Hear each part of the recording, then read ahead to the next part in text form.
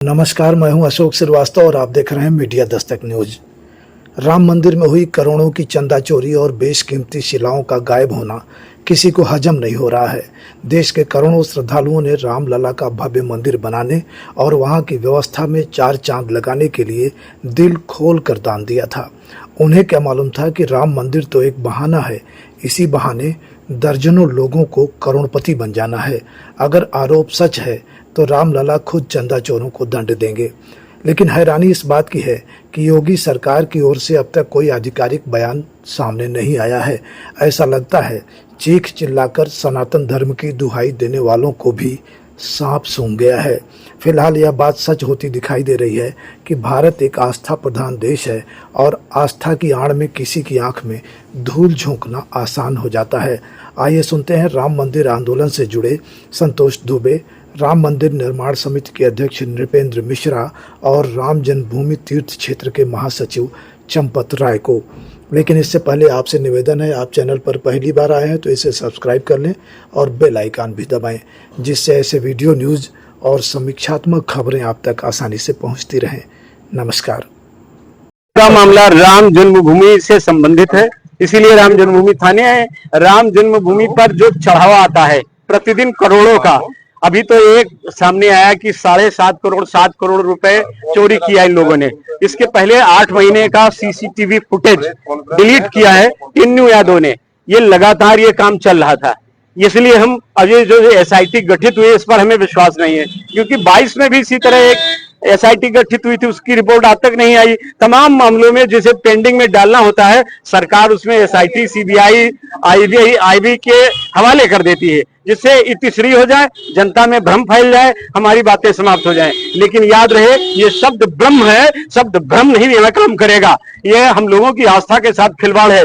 हम चारों चोरों को, चोर चंपत राय, चोर अनिल मिश्रा, चोर टिन्नू यादव यानी रामशंकर यादव, चोर गोपाल राव, चारों के नाम हम एफआईआर देने के लिए आए हैं कि एफआईआर दर्ज करें। अगर नहीं करेंगे तो हम एसएसपी से मिलेंगे, एसएसपी नहीं करेंगे, डीआईजी है, फिर आईजी है, फिर डीजीपी है, नहीं करेंगे तब हम अदालत में जाएंगे। पीछा नहीं छोड़ेंगे इन चोरों का। और एसआईटी जैसी भ्रामक व्यवस्था के पीछे हम अपना समय नष्ट नहीं कर सकते हैं। एसआईटी पर हमारी कोई आस्था नहीं, कोई विश्वास नहीं। हम राम के नाम पर एसआईटी जांच करेगी, धर्म के नाम पर एसआईटी जांच करेगी। जब इसी थाने में बाबरी मस्जिद ढाई गई थी, सीबीआई ने जांच किया, हम लोगों को मुलजिम बनाया, हम उसके मुख्य आरोपी बनाए गए। हमने 30 साल कैसे मुकदमा लड़ा होगा? इसे चंपत राय चोर नहीं जानता है, इसे गोपाल राय चोर, अनिल मिश्रा चोर और टिन्नू ड्राइवर नहीं जानते हैं। इसे हमारा परिवार, हम लोग जानते हैं। हमें दर्द है किस तरह गोलियां खाकर, लाठियां खाकर, अपनी बर्बादी सहकर हम लोगों ने पूरा समय, पूरी जवानी लगाई। आज राम के नाम पर, राम जन्मभूमि के नाम पर राम रतन की लूट की जा रही है। ये देश के लिए सबसे बड़ा दुर्भाग्य का विषय है। ये हमारी आस्था और इस देश के समस्त हिंदुओं के लिए डूब मरने का विषय है। लोग घरों में बैठकर एसआईटी के भरोसे बैठे रहेंगे। हम किसी एसआईटी पर विश्वास नहीं करते हैं, इसलिए मैं ये एफआईआर कराने आया।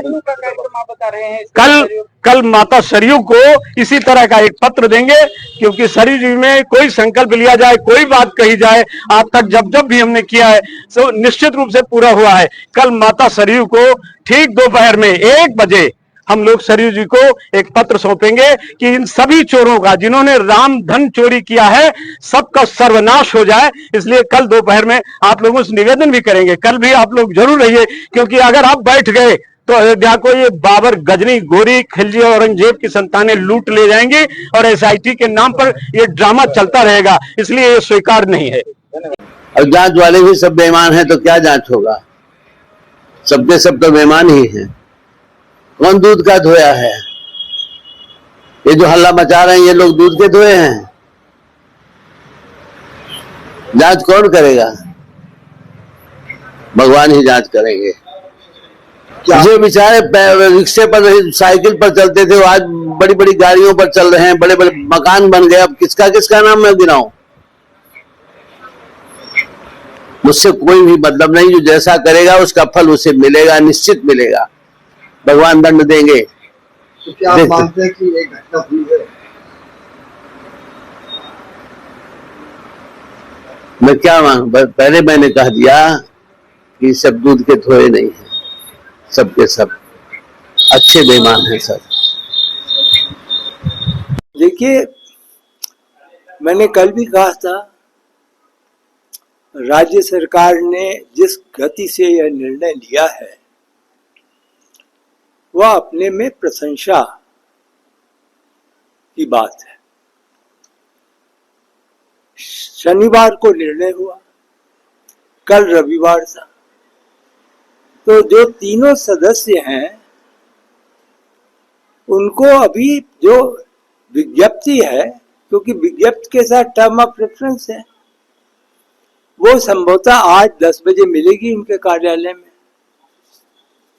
मुझे यह भी पता लगा है कि वह आज जो टीम एसआईटी की है वो शीर्ष स्तर पर मार्गदर्शन के लिए, आशीर्वाद के लिए वह मुख्यमंत्री जी से भी भेंट करने का अवसर, उसका उन्होंने अनुरोध किया है और उसके तत्काल बाद वो यहाँ का आकर के कार्य शुरू करेंगे। तो मैं नहीं समझता कि किसी प्रकार इसमें अब ढिलाई बरती जाएगी। इसके कई पहलू हैं। एक आपराधिक पहलू है, दूसरा भविष्य के सुधार का पहलू है।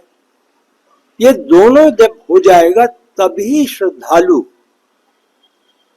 का विश्वास हम जीत पाएंगे। तो इसके लिए पूरी तरीके से ट्रस्ट ने अपना मन बना लिया है और जितना सहयोग ये समिति एसआईटी चाहेगी, जिला प्रशासन से भी मेरी कल बात हुई, उन लोगों ने भी पूरी तरीके से जो भी हो सकता है सहयोग की बात बताई है। तो ये एक टीम एफर्ट है और एक तरीके से इस मंदिर में एक मोड़, जो क्रॉस रोड था, वो आया। उस क्रॉस रोड को अब हम पार करके आगे का भविष्य देख रहे हैं। देखिए, सच अगर बोल देंगे तो बहुत चोट लगेगी और मैं विवाद में फंस जाऊंगा खुद, क्योंकि वो लोग बड़े पावरफुल लोग हैं।